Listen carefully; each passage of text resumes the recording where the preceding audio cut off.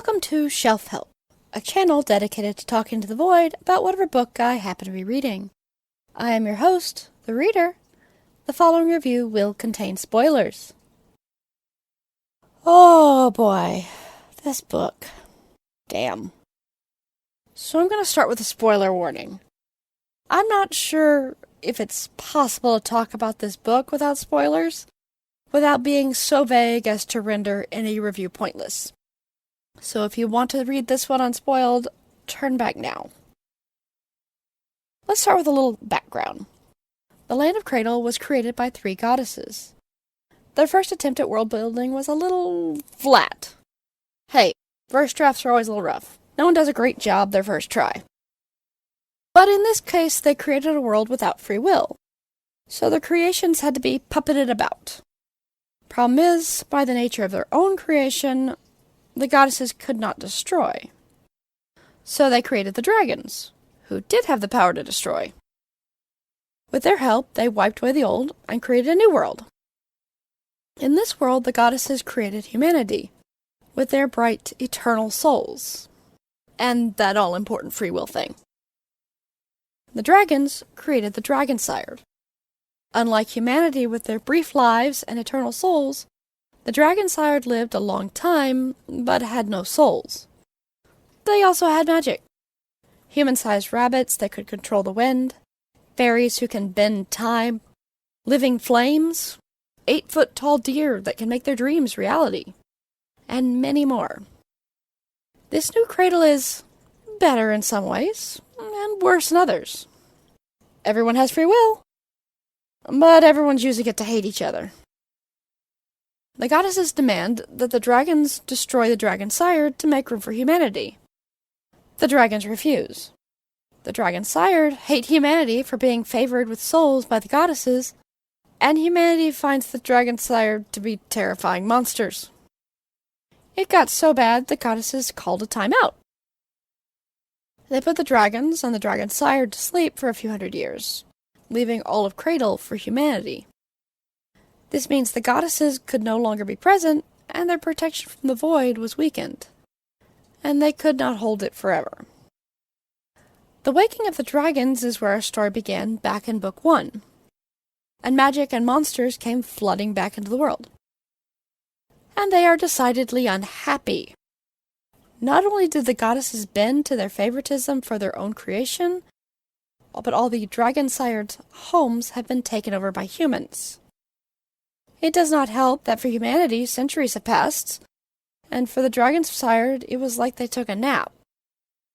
Plus the fact that dragon-sired blame these humans for the actions of their ancestors, and make demands for immediate actions based on treaties that are long lost. For the humans, the flying bunnies and dream deer aren't nearly as cute as the legends said, especially when they come at you with spears and axes. It gets ugly all around. Really fast. One of the main themes of this series is free will. What it is, who has it, and who has a right to it.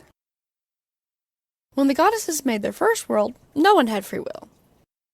In the new world, everyone has it.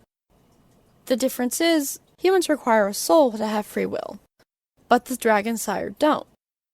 While the goddesses were holding the dragons and their children in time out, they missed giving souls to some people. These people were called, creatively, soulless. They were functionally living dolls. They could be taught skills, but they can't make choices. Strict laws were put into place about treating these people with humanity and dignity. I'm gonna let you guess how that turned out. When the goddesses awake, a few of these soulless suddenly got their souls back, and with it free will, and all the memories of their soulless life. Yeah, there's some trauma there. And since the soulless can and have been taught to act in any number of ways, it's hard to convince people that they have free will and full rights now. Also, neither the goddesses nor the dragons want to tell either side to just stop. They say it would interfere with free will, but it really doesn't. There's an argument to be made that if a god told you to do something, of course you would do it. But literature, including this book, has plenty of characters who give gods the middle finger. Adria, in particular, tells the goddess Lyra to go fuck herself. But let's put a pin in that for a moment. On the issue of free will, I liken it more to a parent telling their kid not to touch a stove. You can tell them no, or that it will hurt, or you can physically remove them from the room, all without interfering with their desire to touch the stove. Some of them are still going to want to touch the stove anyway. Intervention by either party could have saved a lot of lives on both sides. But then we wouldn't have a story, now would we? There's a lack of empathy that starts with the goddesses and trickles down to everyone else. The goddesses invade the void, assuming there's nothing there, and they can just take up residence. When the void objects, they cast it as a monster to be protected against. In turn, the dragons don't see the goddesses as limited beings in their own right, but flawed to the point they need to be torn down. Humans can't see the dragon-sired as anything but monsters, and the dragon-sired see the humans as the goddesses' weak, coddled favorites. The best example of this is when Adria meets the goddess Lyra. Adria, since her capture by the dragon-sired Janus, has been rapidly growing in power, so much so that she can give souls to the soulless and raise the dead.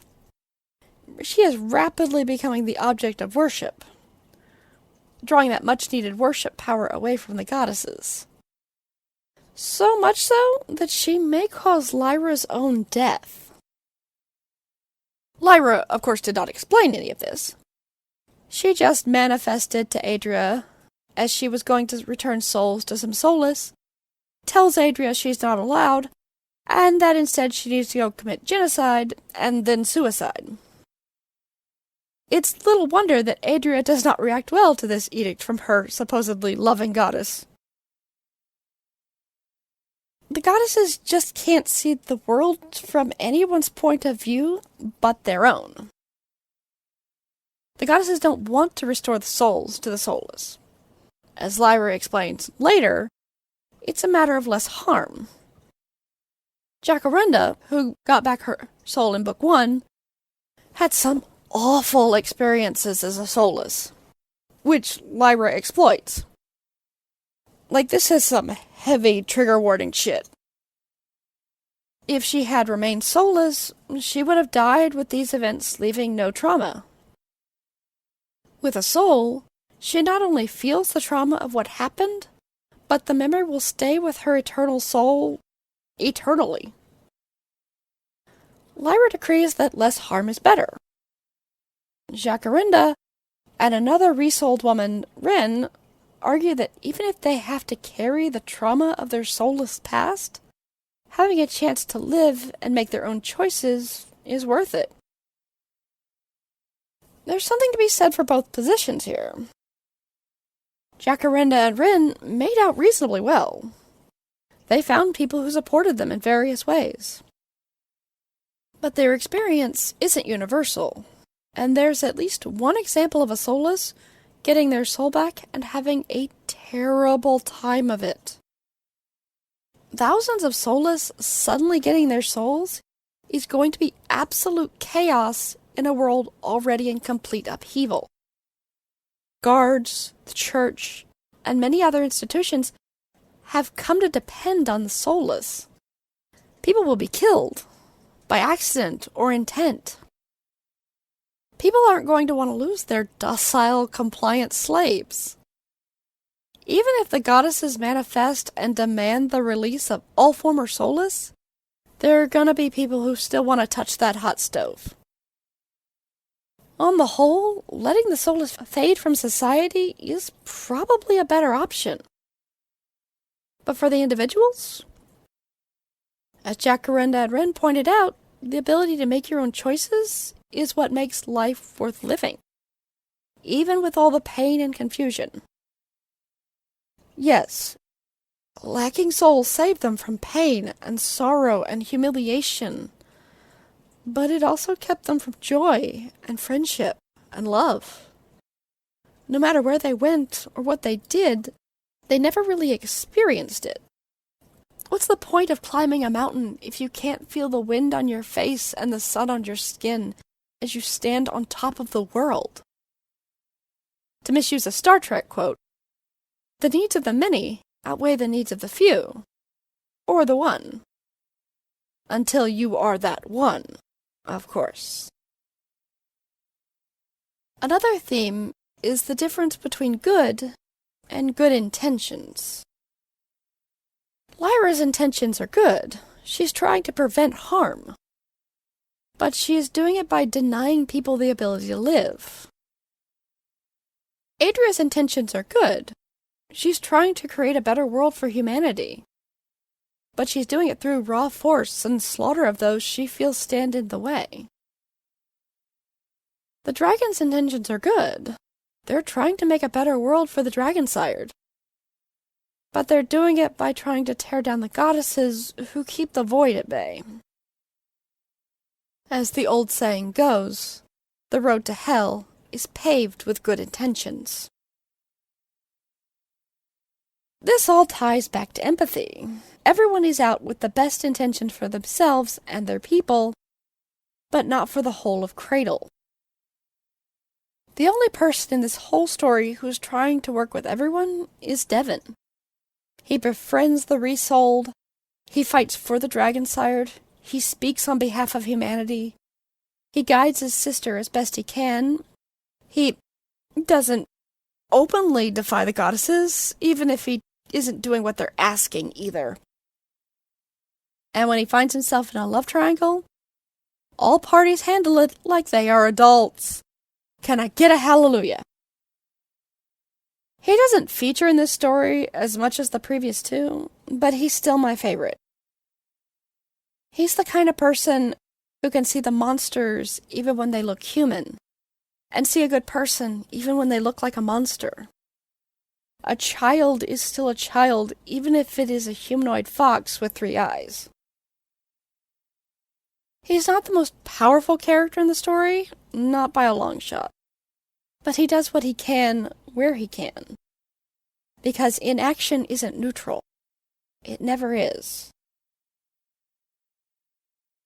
I'm going to put this book on my top shelf. It's amazing. This book ends in an epilogue, so I'm guessing this is where the story ends.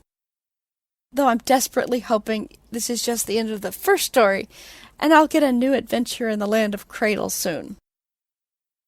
Devon is absolutely my kind of hero. He is kind and caring, and willing to put himself in traction so no one else gets hurt. He's willing to speak truth to power to protect those who can't protect themselves. Cradle is a world of old grievances and new challenges. They aren't going to go away overnight, and they won't be solved through violence. Though chances are, violence is unavoidable. It will take patience and kindness from all sides, and everyone willing to bend. There's probably a lesson in that, if we're willing to learn it. Thank you for your time. I know everyone's mileage will vary, so feel free to leave your thoughts.